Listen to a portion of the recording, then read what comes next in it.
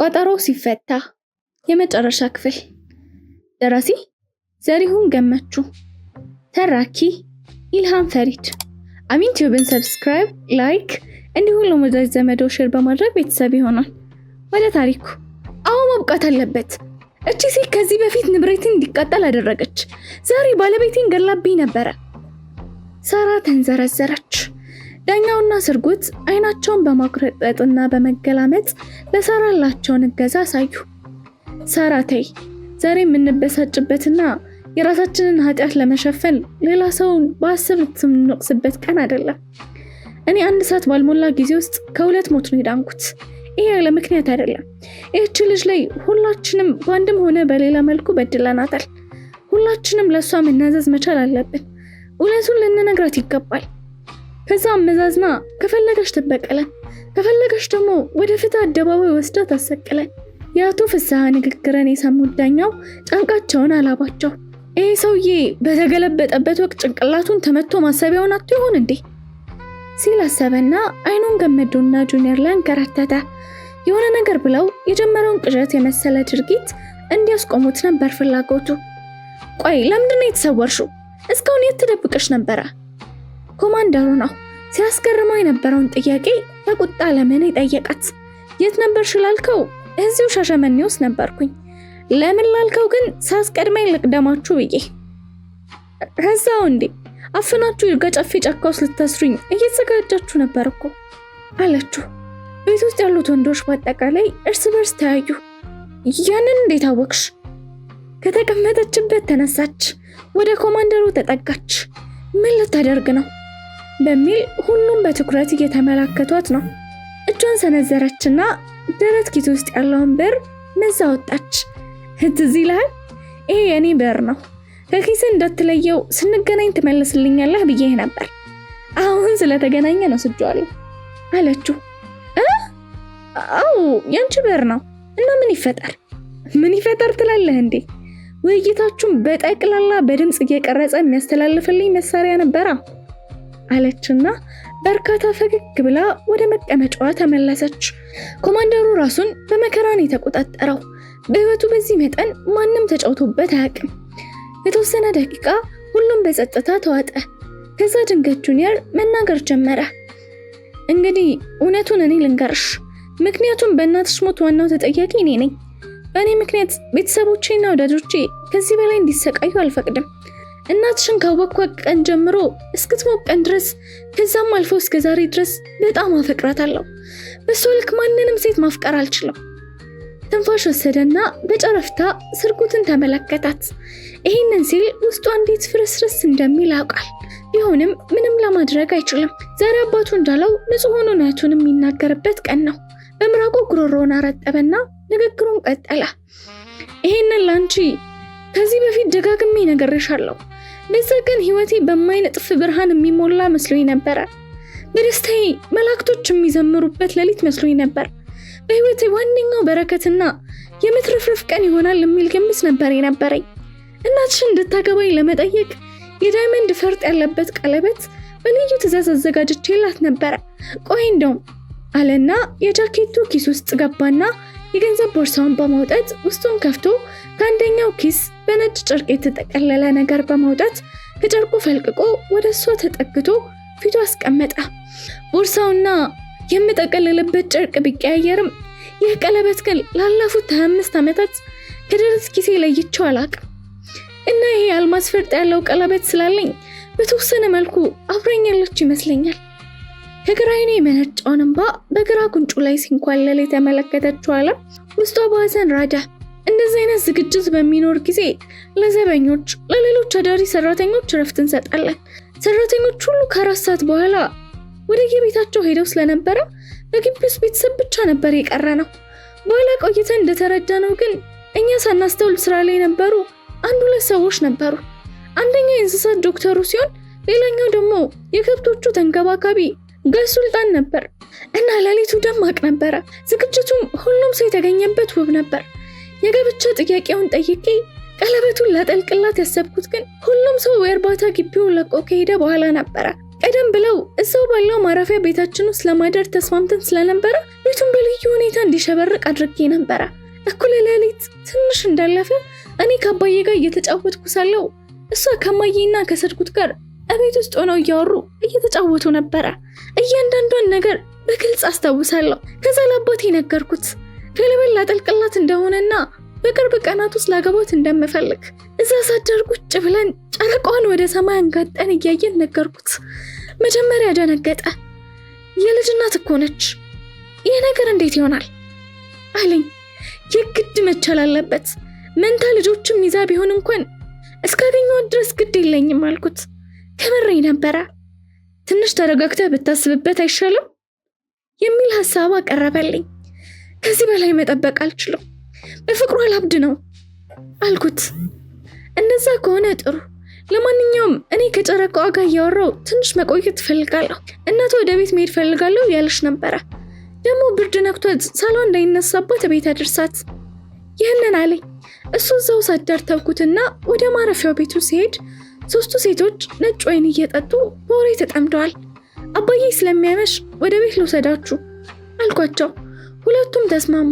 እናቴንና ሰርጉትን በእኔ መኪና ይዤ ወደ ቤት ሄድኩኝ። እንደምታውቂው ቤታችን ከእርባታ ድርጅቱ 10 ደቂቃ ብቻ የሚርቅ ስለሆነ ብዙም አልቆየውም። ወዲያው ድርሻቸው ስመለስ አባዬና ሰሎሜ በረንዳ ላይ ፊት ለፊት ቆመው እየተመነጫጨቁ ሲያወሩ ደረስኩኝ። አባዬ ያልሆነ ነገር ተናግሮት እቅዴን እያሰናከለብኝ እንዳይሆን በጣም ፈራሁ። የኔን መምጣት በመኪናዬ ድምጽ ሲሰሙ ድምጻቸውን ቀንሰው ሁኔታውን በፍጥነት አስተካከሉ። እኔ ግን ወዲያው ነበር የተረዳሁት።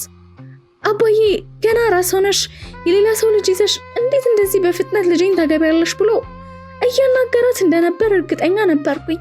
እኔ እንደደረስኩኝ አባዬ ወዲያው በቅጡ እንኳን ሳይሰናበተን ወጥቶ ሄደ። ወደ በረንዳው ተጠግቼ ሰሎሜን ሳያት በንዴት የፊቷ ስሮች ተክተርትረው በለቅሶ አይኖቿ ደፈራርሰው ሌላ ሰው መስላለች። ተጠመጠምኩባትና ቅፌ ምን እንደሆነች ጠየቅኳት። እየተንቀሰቀሰች ከማልቀስ ውጪ ምንም ልትለኝ አልቻለችም። ነይ ከብርዱ ላይ ወደ ውስጥ እንግባ ብዬ ይዣት ወደ ውስጥ ገባውና አልጋው ላይ አስቀምጫት ተመለስኩና በራፉንና መስኮቶቹን ዘጋጋው። ስመለስ ስታለቅስ የነበረችው ልጅ ተንክትክታ እየሳቀች ነበረ። ሳቋ ከለቅሷ በላይ ነበር ያስፈራኝ። ምን ሆነሻል ስል ጠየቅኳት። ልታገባኝ ነው አይደል? አዎ አባዬ ነገረሽና ሰርፕራይዜን አበላሸብኝ አይደል አልኳት። አዎ ቀለበቱ የታል ስትል ጠየቀችኝ። አውጥቼ ሰጧት። አገላብጣ አየችው። እጣቷ ላይ አድርጋ ተመለከተችው። ተንክትክታ ሳቀች።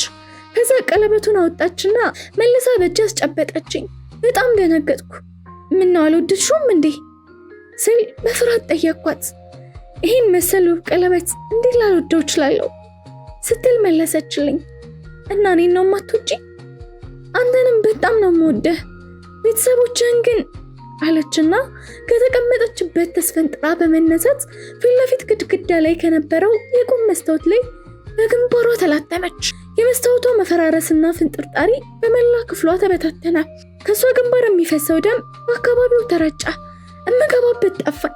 ዘልዬ ያስኳትና ወደ አልጋው መልሼ ላስቀምጣት ስሞክር ከኔ ለማምለጥ ስትፈራገጥ እኔ አንሸራተተኝና ይዣት ወደቅኩኝ። ማለቴ ስንወድቅ እሷ ከስር ነበረች። ከዛ እንቅስቃሴዋ እየቀነሰ ድምጿም እየጠፋ ሲሄድ ምን እንደተፈጠረ ግራ ገባኝና ለቅቄያት ከለበጥኳትና ሰዓት አንድ የመስታወት ቁራጭ ከእምብርቷ በታች ሆዷ ላይ ተሽጦባት ነበረ። ትንፋሿን ሳዳምጥ ትንሽ ብን ይላል። በደመ ነፍስ ስልኬን አውጥቼ ለአባዬ ደወልኩኝ።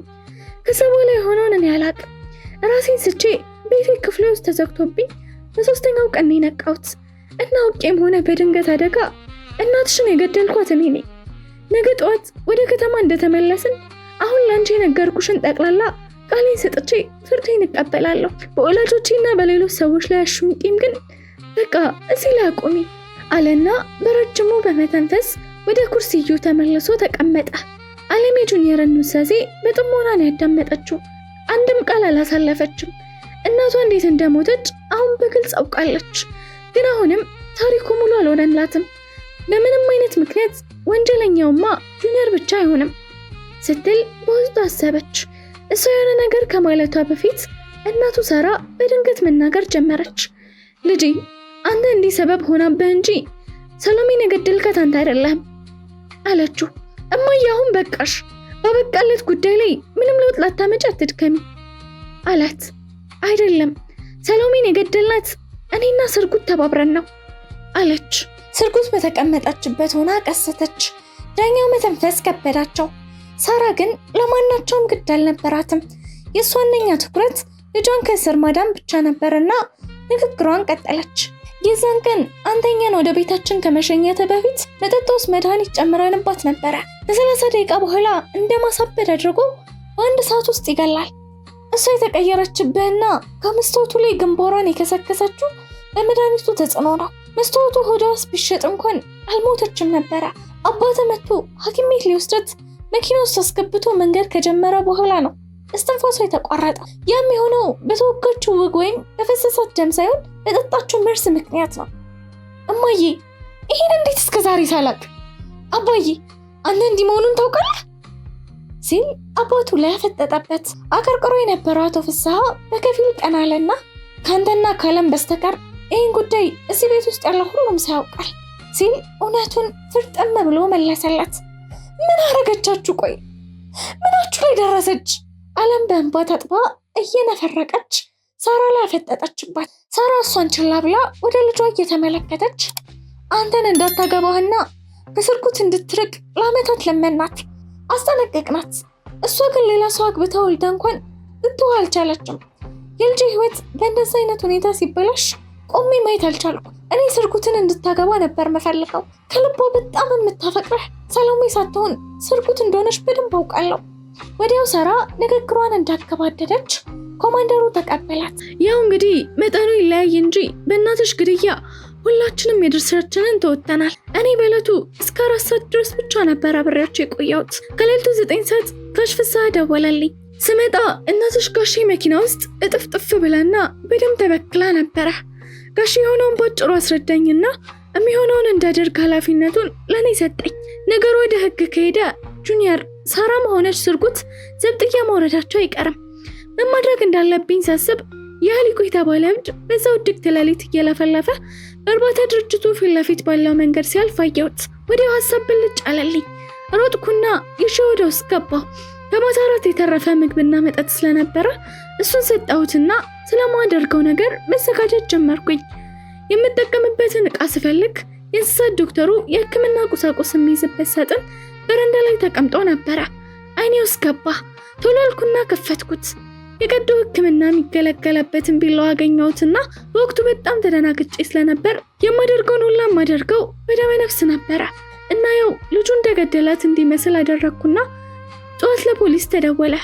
በኋላ ነገሮች በጥሩ ሁኔታ እየተጋዙ ሳሉ አያትሽ ልጄን የገደላት እብዱ ሳይሆን እነሱ ናቸው የሚል ወሬ መንዛትና አቤቱታ ማሰማት ጀመሩ። ከዛ ጉዳዩ በሚመለከታቸው ሰዎች ዘንድ አንዳንድ ጥርጣሬዎችን ብልጭ ማለት ሲጀምሩ ሬሳው በደንብ ይመርመር የሚል ግሩፕ ተነሳ።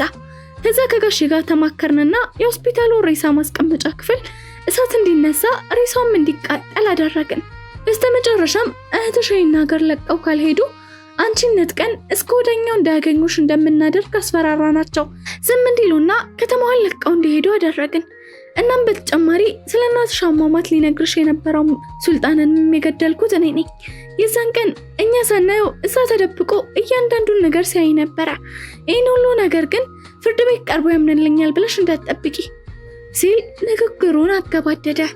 አለም ደም በለበሱ አስፈሪ ዓይኖቿ ኮማንደሩ ላይ አፍጥጣ ቆይ እስኪ ልጇ የገደላት ለማስመሰል ከሞተች በኋላ በዛ የቀዶ ጥገና ቢላዋ ደጋግመህ ወጋሃት አይደል? ከዛ ደግሞ ሲንፎሎፎል እጅህ እየዘቀስክ እዛ ምስኪን ልጅ ልብስ ላይ አዳረስከው። እንደዛ አይደል ያደረገው? በቁሟ እያለሽ በፍቅር ልብህን ስላሰበረችው ልትበቀላት ታስብ ነበረ፣ ግን ለማድረግ ወኔ አልነበረህም። በዛ ወቅት ግን አጋጣሚው ተመቻቸልህ። ነፍሷ ውስጣ ባይኖርም ደጋግመህ ስጋዋን በመበሳሳት ንዴትን ተወጣህባት። ከዛ ሬሷ ለምርመራ ሆስፒታል ገባ።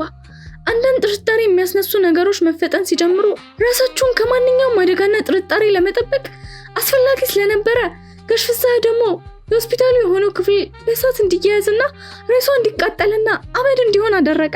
ከዛ አቶ ዳኛ በዚህ ወንጀል ውስጥ ልጃቸው ስላለችበት ይህ ወንጀል እንዳይጋለጥ ባለው ስልጣን ሁሉ ተጠቅሞ ፋይሉን ለአንድና ለመጨረሻ ጊዜ እንዲዘጋ አደረክ። በትክክል ተረድቻችኋለሁ። እንዲህ ነው አይደል ያደረጋችሁት? ሁሉም በመሸማቀቅ አንገታቸውን አቀርቅረው ነበር የሚሰማት። እስካሁን እንደሰማሁት ከሆነ እኮ ጁኒየር ብቻ አይደለም ራሱን ለህግ አሳልፎ መስጠት ያለበት ሁላችሁም ናችሁ። እና እኔ ዳኛ ብሆን በጣም ትንሹን ፍርድ የምፈርደው በሱ ላይ ነው። እሱ ሳያስበው በድንገተኛ አደጋ የፈጠረው ወንጀል ነው። ሌሎቻችሁ ግን አስባችሁና አቅዳችሁ አውጥታችሁ ደጋግማችሁ እናቴን በነፍስም በስጋም አጥፍታችኋታል። እና ነገ ወደ ከተማ ስንመለስ ምን እንደምታደርጉ ለማየት በጣም ጓግቻለሁ ስትል መቼስ ሁላችንንም ሳታጠፊን እንቅልፍ አይወስድሽም አይደል? ደስ ይበልሽ፣ ይኸው ተሳካልሽ አሉ ዳኛው ቅስማቸው ስብርብር ብለው። ደስ ይበልሽ? ጭራሽ ደስ ይበልሽ? ፍርድም በአደባባይ ሲሸጡ ያን ጊዜ ማሰብ ነበረቦት። አይ መሬት ያለው ሰው በእኔ ላይ ደረሰው ወላጅ ብትሆኚ ነው የሚገባሽ። ልጄን ከስርና ከእንግልት ለማዳን ስል ነው እንደዚሁ ጥንቅጥ ውስጥ የገባሁት አሉ። አይ ልጆችን ከስር ለማትረፍ ብቻ አይደለም ከሶሎ ኢንተርፕራይዝም የ10% የአክሲዮን ድርሻ በልጆስም ማግኘት ችለዋል ስትል ይህ ፍጹም እውነት አይደለም። ያንን አክሲዮን የገዛሁት በራሴ ብር ነው። ከወላጆቼ በውርስ ያገኘሁትን ንብረት በጠቅላላ ሽጬ ነው የገዛሁት። ያንን ፈልጌው ሳይሆን ኮማንደሩና ፍስሐ አስገድደውኝ ነው፣ በልጄም አስፈራርተውኝ ነው። ዳኛው የሚናገሩትን ባለማመን ቀና አለችና ኮማንደሩ ላይ ፈጠጠችበት። እውነቱን ነው። ይህ ወንጀል ዘላለም በመካከላችን እንደተቀበረ እንዲቆይ እርስ በርስ የበለጠ መተሳሰር አለብን ብለን አሰብን። ከዛ ከጁኒየር እና ከሳራ ድርሻ ላይ ተቀንሶ በስርቁት ስም አክሲዮን እንዲገዙ አደረግን። ባይሆን እኔ ቀጥታ ጠይቄ ባይሆንም ከእናትሽ ሞት በኋላ የአክሲዮን ድርሻዬ ወደ 30% እንዲያደርግ ሆኗል። ጁኒየር ከተቀመጠበት ተነሳ፣ ወደ ኮማንደሩ ቀረበና እየተንዘረዘረ ማውራት ጀመረ። ከዛ እኔ ጅሉን አባቷ የሰራውን ወንጀል እንዲደብቅልህና ወደ እስር ቤት እንዳትገባ ልጁን ማግባትና መዛመድ አለብኝ ብላ አስፈራራኝ። በሰለሞን ከደረሰብኝ ሐዘን እንኳን በቅጡ ሳላገግም አክለብልባችሁ ሰርኩትን እንዳገባ አደረጋችሁ ብሎ ፈጠጠበት። ኮማንደሩ አንገቱን ከማቀርቀር ውጪ ምንም አልመለሰለትም። ምን አይነቱ ጅል ኖርያል! አባቴና የልብ ጓደኛዬ እድሜው ሙሉ እንደ ጅል ሲጫወቱብኝ የማላቅ ሞኝ ተንሰቅስቆ አለቀሰ። እናትየው ከተቀመጠችበት ተነሳችና አፋ እያባበለች ወደ መቀመጫው መለሰችው። ከተወሰነ የውጥረት ዝምታ በኋላ አንድ የመጨረሻ ነገር አለ አላቶ ፍስሐ። የሁሉም አይኖች ወደሱ ዞሩ። ከዚህ በላይ ምን ቀረ? አለቀ እኮ። ለመስማት ሰለማ የነበረው ነገር ሁሉ በዝርዝር አስረዳችሁኝ አለች አለም። ይሄ ለሁላችሁም ነው የምናገረው። ልጄ ጁኒየር በዛ ቀን እናትህንና ስርጉትን ሸኝተ ስትመጣ ከሰሎሜ ጋር ስናወራና ስንጨቃጨቅ የነበረው ልጄን አታገቢውም አገባዋለሁ በሚል ጉዳይ አይደለም። እና ታዲያ በምንድን ነው? ጁኒየር በመገረም ጠየቀ። ይህንን እውነት ስነግራችሁ ሁላችሁም ከህይወታችሁ አንቅራችሁ እንደምትተፉኝ ያውቃለሁ። ይሁን እንጂ በዚህ ሌሊት ፈጣሪ ሁለቴ ከሞት ደጃፍ አድርሶ የመለሰኝ እውነቱን ተናግሬ ንስሐ እንድገባ ነው። ስለዚህ ነግራችኋለሁ። እሚያም ቢሆንም ስሙኝ። አለም አንቺ ጎበና ልጅ አይደለሽም። በቤቱ ሌላ ድንጋጤ ተበተነ። ይሄ ምን ማለት ነው አለች አለም። ገመዱ ትዝ ይልህ እንደሆነ እንጃ። እሷ በዛ ክረምት ላንተም ሆነ ለማንም ሳትናገር ወደ ኮፊሌ ድንገት ብን ብላ ነው ሄደችው። ምክንያቱም በማታውቀው ሰው ተደፍራ ነበር። ምን ማለት? ዜናው ቤት ውስጥ ያሉትን ሰዎች ሁሉ የሚያደነዝዝ ነበረ። አዎ እኛ ቤት የጁኒየር የ19 ዓመት የልደት በዓል ዝግጅት ነበረ። ትልቅ ድግስ ነበር። ወጣቶቹ ሲጠጡና ሲጨፍሩ ብለው ሲጨፍሩ ነበር ያመሹት። እሷ ቤቷ ስለሆነ ጓዳ ጉድጓዳችንን ታውቃለች። ሌሊት 7 ሰዓት አካባቢ ሁኔታው እንዴት እንደሆነና የለማና የጠፋ ነገር እንዳለ ለማየት ከመኝታ ቤቴ ወጣሁና ሳሎን ሄጄ ነገሮችን ተመልክቼ ስመለስ ከእንግዳ ክፍሎቹ መካከል አንዱ ገርበብ ብሎ ተከፍቷል። የሆነ ነገር ትኩረቴን ሳበውና ተጠግቼ ገፋስ አድርጎ ተከፈተ። አልጋው ላይ ከላይ ሰሎሜ ተዘርራ ተኝታ ነበረ። በጣም እንደሰከረች ከሁኔታዋ ማየት ይቻላል። ቀሚሷ ወደ ላይ ተገልቦ ጭኗ ክፉኛ ተጋልጧል። መልሼ በራፉን ዘጋውና ወደ መኝታ ቤቴ ሄድኩኝ። የዛን ጊዜ ሳራ ያማት ስለነበረ ለብቻዋ ነበር የምተኛው። ከዛ የተጋለጠ ጭኗ ከልኔ ሊጠፋ አልቻለም። ስገላበት ከቆየው በኋላ ተመልሼ ሄድኩና ሰው በኮሪደሩ ላይ ለመኖሩን አረጋግጬ ወደ ክፍሉ ገባው። ከውስጥ ቀረቀርኩት። መብራቱን አጠፋው። ከዛ በኋላ ያለውን ዝርዝር ልነግራችሁ አልችልም። ብቻ ማን እንደደፈራት ባታውቅም መደፈሯን ግን አውቃ ስለነበር በብስጭትና በእፍረት በማግስቱ ከተማውን ለቃ ወደ ኮፈሌ እንደሄደ ሰማ። በእውነቱ ከፊቴ ዞር ስላለች እፎይ ነበር ያልኩት። በሁለት ነው ከ3 ወር በኋላ መልሳ መጣች። አሁንም ትንሽ ቆይታ መሄዷን ሰማ። ከዛ ማርገዟንና ልታገባ መሆኑ ተወራ። ቀኑ ተጠብቆ አንቺ ተወለድሽ። ቀኑን አስልቼ ስቆጥረው ትክክል ነበር። የኔ ልጅ መሆንሽን ባውቅም ለማንም መናገር የምችለው ነገር አልነበረም። የዛን ቀን ልጄ ቀለበት ሊያስርላት መሆኑን ሲነግረኝ ግድ እሷን ከዛ ገብቻ ላስቆም ብዬ የልጅሽ አባት ጎበና እንዳልሆነ ታውቂያለሽ አይደል ስላት፣ እኔ ሰው እናት ስለሆንኩ አውቃለሁ፣ አንተ እንዴት ልታውቅ ቻልክ አለችኝ። እኔም አባት ስለሆንኩ ነው ላውቅ የቻልኩት ብዬ ታሪኩን በዝርዝር ስነግራት አበደች። በቃ እየተጨቃጨቀን እያለ ጁኒየር ተመልሶ መጣ።